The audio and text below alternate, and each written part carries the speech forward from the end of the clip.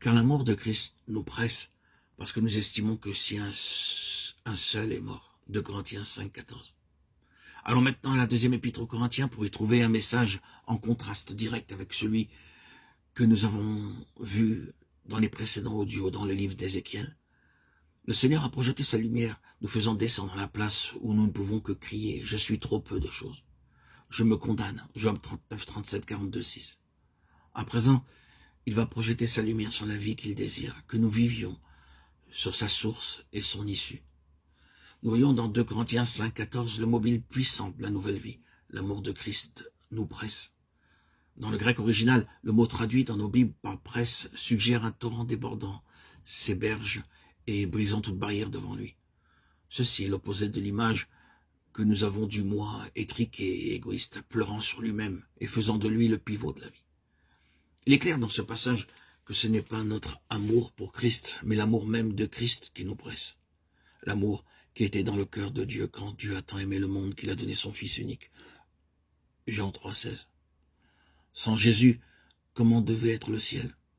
Qu'est-ce que les anges ont dû penser, voyant le Fils unique du Père marcher sur cette terre en forme d'homme, acceptant les limitations de notre humanité, suivant pas à pas le chemin d'humiliation, se livrant lui-même entre les mains des créatures qu'il avait faites, restant impuissant dans ses mains, et permettant qu'il l'emmène et le cloue sur l'infâme croix.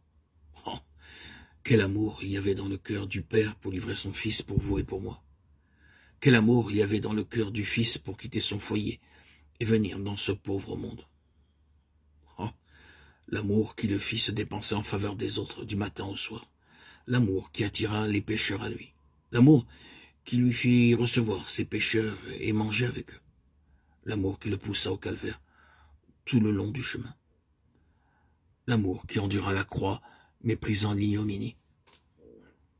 Notre amour s'effondre à tout égard. Notre amour pour Christ est bien peu de choses. Mais si seulement nous pouvons devenir des canaux pour ce puissant torrent d'amour qui a jailli du Père et s'est manifesté dans le Fils pour un monde agonisant. Serait-ce pas différent? Pense à l'amour de Christ se répandant par nous et renversant toute barrière. Bien-aimés, frères et sœurs en Christ, auditeurs, auditrices, ce fut ce merveilleux amour de Christ qui rendit l'apôtre Paul capable de vivre en épanchant sa vie pour les autres. Lorsque nous regardons à Christ, nous ne pouvons oublier qu'il était le Saint de Dieu. Mais quand nous pensons à l'apôtre Paul, lui qui s'appelait le premier des pécheurs, nous voyons comment l'amour de Christ peut donner pouvoir, même au premier des pécheurs. Il est impossible de susciter en nous cet amour.